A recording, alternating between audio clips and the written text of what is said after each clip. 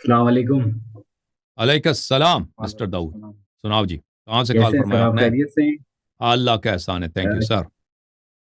اچھا، میری آپ سے بات ہوئی تھی کوئی 3 4 دن پہلے بھی نا، جی تو جی ٹائم کی شارٹیج کی وجہ سے میں اپنے کوشچن جو ہے وہ کنکلوڈ نہیں کر پایا۔ جی سر۔ اچھا، چھوٹا سا ایک کیس اسٹڈی ہے، وہ میں تھوڑا سا آپ کو بتاتا ہوں۔ ایک ہی کوشچن، ایک یا دو کوشچن ہیں بس میرے نا۔ جی جی اچھا، یہ ہے کہ میں، اللہ کا شکر ہے، میں خود شیعہ ہوں، تو جی جی میں کافی ٹائم سے جو انجینئر محمد علی مرزا کو سنتے ہوئے آیا ہوں، جی جی ٹھیک ہے؟ تو صحیح۔ کافی میرے ان سے اختلافات ہیں، 12 اماموں کے اس پہ، سیدہ فاطمہ کے اس پہ، وہ میں ان چیزوں کو نہیں مانتا، لیکن کافی وہ یہ ہے کہ وہ جو صحیح چیزیں بتاتے، میں جو ہمارے اس میں بھی ہیں، کہ جو ہمارے فرقے کو سپورٹڈ کرتی ہیں، ہماری حدیث کی کتابوں کو سپورٹڈ کرتی ہیں، میں ان صحیح۔ کو بالکل مانتا ہوں جی۔ اوکے۔ تو اچھا، اس میں ایک تھوڑا میرے لیے یہ کیوس یہ ہے کہ وہ یا علی مدد کے بارے میں کافی اس طرح کہتے ہیں نا، کہ یا علی وہ مدد وہابی کہنا ہے نا، اور دیکھو یہ جی وہابی جی آدمی جی ہے، اس کو کچھ نہیں آتا۔ جی یہ میں اپنا 5 منٹ کوشچن، تک کسی کے ساتھ گفتگو نہیں کر سکتا۔ جی بولیں آپ۔ جی جی جی میں اپنا کوشچن نا، میں آپ کو پورا ایک ذرا ریپیٹ کر دیتا ہوں نا۔ اچھا، یہ ہے کہ وہ کہتے ہیں کہ غیر ایک ہوتا ہے بظاہر مدد مانگنا، اور ایک ہوتا ہے کہ ایک بندہ یہاں موجود نہیں ہے، او ان بھائی، سے مدد شریعت مانگنا۔ شریعت جیب سے نہیں بنائی جاتی نا۔ جی آپ کو اپنے سے بیٹھ کے کچھ نہیں بنا سکتے۔ وہ کہاں کہاں پہ لکھا ہے کہ جو ساتھ ہو اس سے دیکھ سکتے ہیں، اگر سامنے نظر نہ آئے تو اس سے مدد نہیں لے سکتے؟ وہ شرک ہے۔ دیکھو اچھا، ابھی وہ ابھی ایسے میں فرض جی کریں دیکھ ابھی میں ادھر بیٹھا ہوں، ٹھیک ہے نا، میرا عقیدہ یہ ہے کہ ساتھ والے کمرے میں ایک آدمی ہے، وہ مجھے سن رہا ہے، سمجھ میں آئی نا؟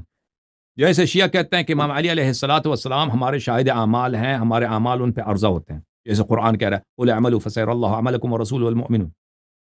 میرا عقیدہ یہ ہے کہ ساتھ والے کمرے میں ایک آدمی ہے، مجھے سن رہا ہے، وہ حالانکہ ساتھ والے کمرے میں کوئی نہیں ہے، تو میں کہتا ہوں کہ احمد آ جاؤ بھائی، چائے پلاؤ، احمد پانی دے دو، احمد لائٹ آن کرو، احمد بجلی بجھا دو، اے سی آف کرو، اے سی آن کرو، تو میں مشرک ہو گیا؟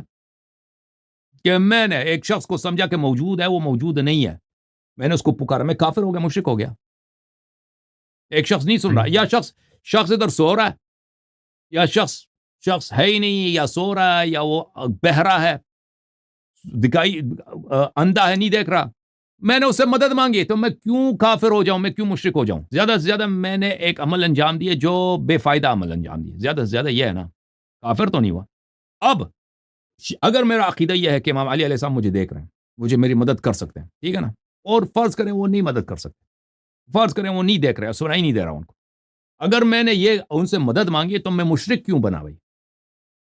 میں کیوں مشرک اچھا بنوں؟ یہ پہلی بات ہے۔ اچھا دوسری بات ہے، وہ کہاں پہ لکھا ہے کہ اگر سامنے ہے مدد لے سکتے ہیں، اگر سامنے نہیں مدد نہیں لے سکتے، غیبی سے مدد نہیں لے سکتے؟ کس کا حدیث میں لکھا ہے؟ اگر دیکھو بھائی، اگر شرک ہے، غیر اللہ سے مدد لینا شرک ہے، جیسے غیر اللہ کی عبادت، سامنے بھی خدا ہے، غیر اللہ اس کی عبادت کرو، شرک ہے۔ ایک بت سامنے ہے نا، اس کی عبادت کرو، یہ غیر اللہ شرک ہے۔ وہ بت اگر سامنے نہیں ہے، وہ ہندوستان میں ہے، پھر بھی شرک ہے۔ آمنے سامنے سے کچھ فرق نہیں پڑتا۔ ایک چیز جو اللہ کے لیے مخصوص ہے، عبادت کرنا، پرستش کرنا، پوجا کرنا، اللہ کے لیے مخصوص ہے۔ آپ نے وہ سامنے ہے یا پیچھے ہے، یا ملائکہ کو نظر ہی نہیں آ رہا، ہم نے ملائکہ کی پرستش کی ہے، ملائکہ ہے نہیں، وہ سامنے ہے نہیں، وہ عالم غیب میں، ہم نے اس کی پرستش، ہم کیا ہو گئے؟ مشرک ہو گئے۔ اسی طرح میرے بھائی، اگر مدد لینا یہ اللہ کے لیے مخصوص ہوتا بھائی، کہ اللہ کے علاوہ کسی سے مدد نہیں لے، تو ہر جگہ شرک ہوتا۔ آپ بیوی سے مدد لے لو شرک، بچے سے مدد لے لو شرک، گدھے سے مدد لے لو شرک، اور امیر المؤمنین علیہ السلام سے مدد لے لو شرک۔ اگر سامنے والے کے لیے شرک نہیں ہے تو غائب کے لیے بھی شرک نہیں ہے۔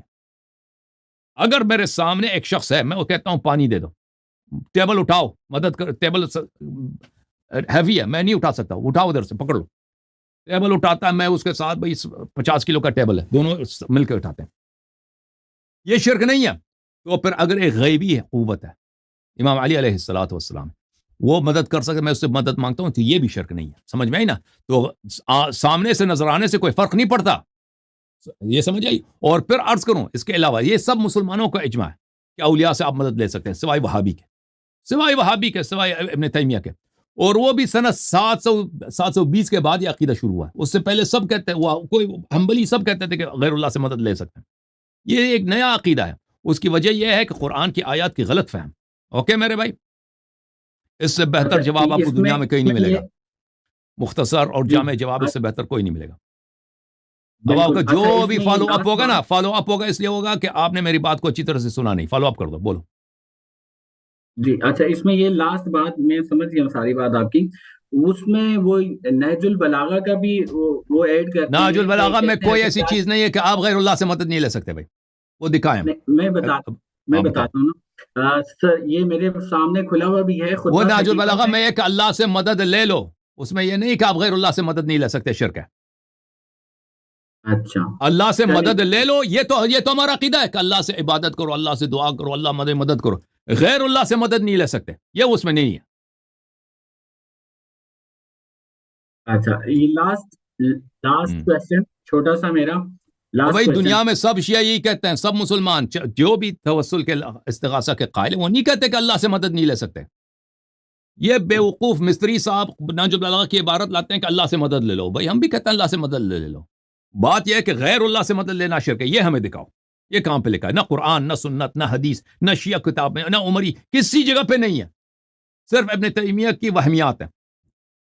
سمجھ میں آئی نا بات؟ بالکل بالکل بالکل. اچھا, لاسٹ کوسچن میرا اچھا یہ ہے کہ ماتم جو ہے میں خود کرتا رہا ہوں, چھریوں کا ماتم اور سر کا ماتم نا کما کا.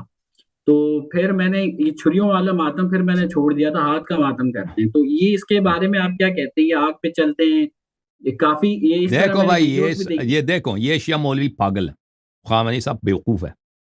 اگر یہ جائز ہے تو یہ کیوں جائز نہیں ہے؟ ہاں ٹھیک ہے, سینے ہاتھ سے مارنا جائز ہے, پشت پہ مارنا جائز نہیں. یہ شیعہ دیکھو, شیعہ مولویوں کی حماقت ہے کہ نہیں ہے؟ کس حدیث میں لکھا ہے کہ یہ کر سکتے ہیں اور یہ نہیں کر سکتے؟ کس روایت میں؟ میں وہی آپ سے پوچھ رہا ہوں نا. وہی میں عرض کر رہا ہوں نا. آپ اپنے خامنہئی صاحب کے کے مقلدین سے کرو. خامنہئی جیسا ان پڑھ مولوی یہ پیسے کے زور سے مفتی بنا. یہ مولویوں کے سسٹم میں اگر پیسے ہیں تو مرجعیت ہے, تو سب کچھ ہے. پیسے نہیں ہے تو کچھ بھی نہیں ہے. ٹھیک ہے نا. یہ پیسے کے زور سے, نہ علم کے زور سے. اس کے پاس کچھ, یہ عقیدے میں بہت ہی گھٹیا آدمی ہے.